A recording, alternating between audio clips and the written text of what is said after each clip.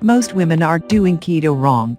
The ketogenic diet, when it is properly formulated, can and should be sustained over the long term. In order to do that, you need to be consuming foods that feed the microbiome, the billions of bacteria that live in your gut, that are inherently healthy for you and are anti-inflammatory. The keto diet, when properly formulated, fulfills all these requirements, but there are common pitfalls most people fall into. The reason why most people fail at keto in the long term is due to the fact that how and what they are eating cannot be sustained very long. Most people, when they first start eating keto, use an approach I call dirty keto. A properly formulated ketogenic diet should have high fat, moderate amount of protein and low carbohydrate intake. Most people get this intellectually, but the practical application of it oft falls short. This is why many people will start off getting their macros on target, but after 2 or 3 weeks are absolutely starving, no matter how much fat they eat. There are many reasons why this happens, and one of the most common reasons is that your microbiome is starving, and it will direct all your attention to lusting after pizza, or burgers, or both. Enter the binge, the carb coma, the falling off the wagon, and the feeling of failure once again. This is how most of the weight loss industry works. Dirty keto is no exception. The weight loss industry is rigged to keep you on the yo-yo routine, so that you're constantly buying more stuff and feeling like you're not good enough. You might get a quick win, but the weight always comes back, because you have not been taught the skills to keep it going on your own. Have you ever thought I'm not good enough? Have you ever worried that there will never be an after photo? That someone having a body you are proud of is not in cards for you? I work from a different vantage point. I always start with the premise that your body wants to be healthy, no matter what label you have been given. Essentially, dirty keto is what is commonly available in the market right now. It is when people will eliminate all carbs from their diet, including vegetables, and then proceed to eat equally nutritiously devoid toxic garbage. I may be breaking some hearts here, but you can't just eat bacon, lard, and greasy burgers forever. Dirty keto is a substitution of one bad habit for another. Sure, getting rid of processed carbohydrates is awesome, but substituting it only for bacon, butter and burgers is not. Reducing your carbohydrate load has a direct impact on mortality, but are you really going to eat bacon fat fudge as a snack forever? What are we, 6 years old with no executive brain function? How is this a reasonable long-term solution, or considered healthy by any means? Like I said, play the long game. Bacon fudge, butter, and lard all day every day is not taking into consideration longevity or vitality. Yes, macros are important, but so are micronutrients, the minerals and vitamins derived from plants and other living things.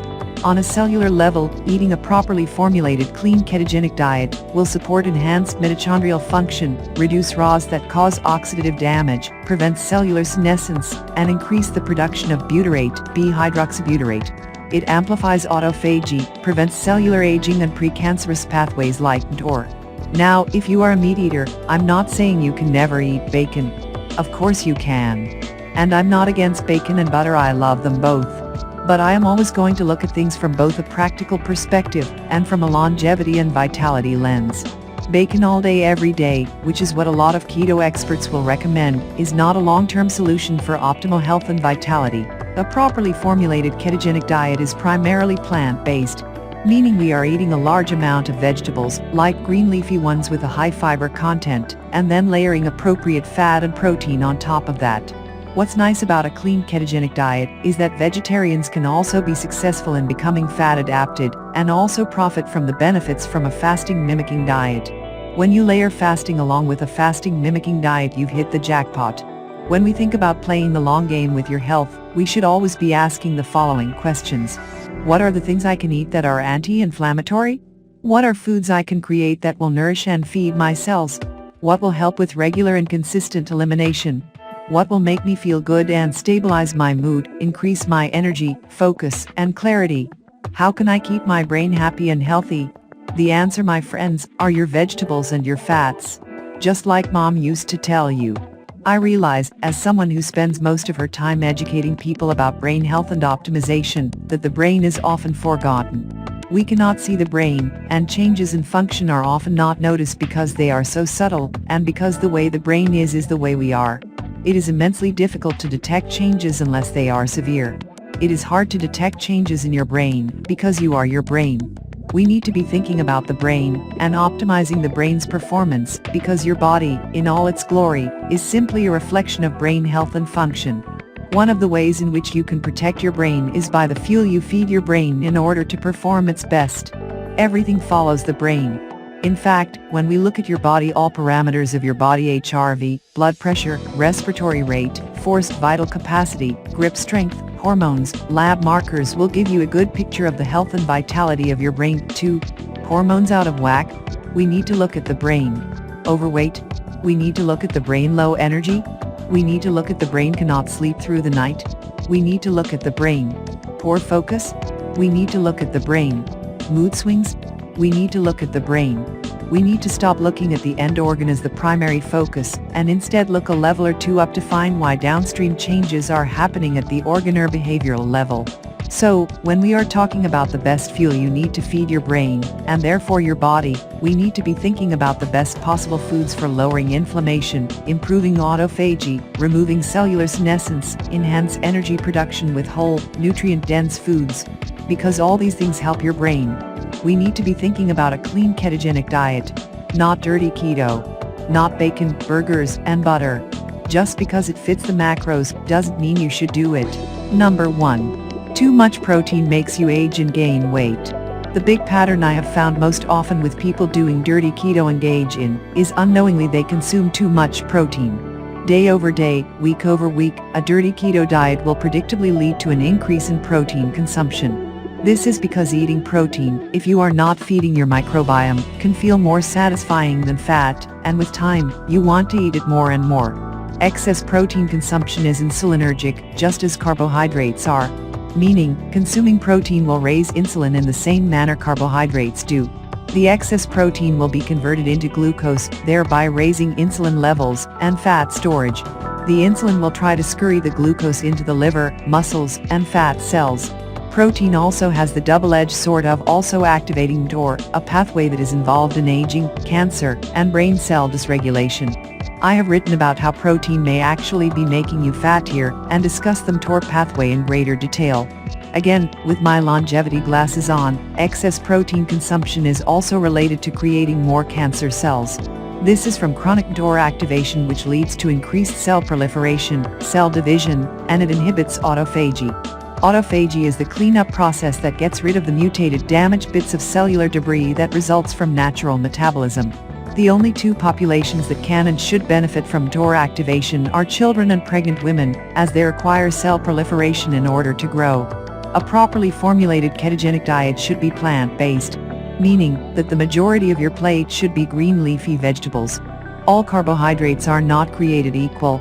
Green leafy veg like kale, spinach, Swiss chard, bok choy, broccoli, and fermented foods like sauerkraut and kimchi all have an extraordinary amount of insoluble fiber.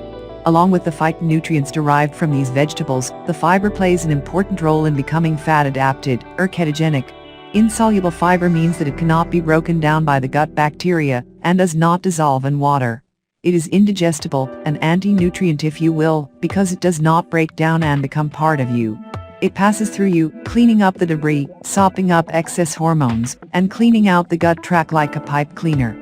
Fiber is also great at retaining a lot of water, thereby making stool bulky and softer. Consuming fiber does not affect blood sugar levels, and therefore will have a negligible effect on insulin. Number 2. Resistant starches, butyrate, and your gut. Oh my! Often forgotten is looking at the relationship between your gut and your brain. When you are on a dirty keto program, one of the most common complaints is by week 2 or 3 you are starving. More correctly, it is your microbiome that is starving. Part of the way we blunt this hunger response is via resistant starches. In other words, starches that resist digestion. These are abundantly found in oats, green banana flour, legumes, and beans. On a traditional ketogenic diet, with a standard fat-protein-carb ratio of 70-20-10, what I have often found is you are absolutely starving by about week 3, and will overeat and binge on protein and carbs. This is why most people fail at keto. However, when we integrate fiber and resistant starches into the picture, this hunger response is blunted. Look at this experiment on consuming resistant starches, and the blunting effect on postprandial blood glucose levels. In this graph, they are looking at the effects of taking resistant starches, followed by a high glycemic food. When taking resistant starches, the effect on blood glucose levels are outstanding compared to the baseline, a 28-point rise compared to almost 170. When in a state of ketosis, either through a fasted state or via fasting mimicking diet like keto, consuming resistant starches does not disturb the state. Resistant starches are great for a ketogenic diet. They blunt your hunger response and also blunt elevated blood glucose levels when carbohydrates are consumed. Part of why resistant starches are so great is instead of being digested, they are selectively feeding the good microbiota in our gut. As these microbiota chow down on the resistant starches, they will produce short-chain fatty acids as a byproduct of their meal. Of particular importance here is the short-chain fatty acid known as butyrate. Butyrate has a whole host of beneficial effects. One important one is decreasing gut permeability. When the lining of the gut is more permeable, we are more susceptible to developing food allergies, food intolerances, and an overall immune system on high alert all the time.